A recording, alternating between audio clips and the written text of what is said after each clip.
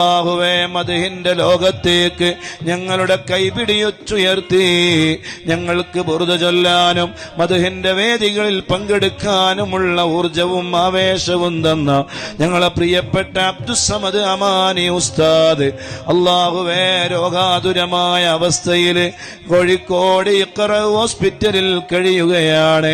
അല്ലാഹുവേ നീ കാമിലായ ആജിലായ ശിഫ നീ നൽകണേ റഹ്മാനേ. സ്വലാത്തുൽ ഫാത്തിഹിന്റെ ബറക്കത്ത് കൊണ്ട് എത്രയും പെട്ടെന്ന് ഉസ്താദിന് നീ ശിഫ കൊടുക്കണേ അല്ലാഹ്. ആജിലായ ശിഫ കൊടുക്കണേ അല്ലാഹ്. പെട്ടെന്നുള്ള ശിഫ നീ നൽകണേ അല്ലാഹ്.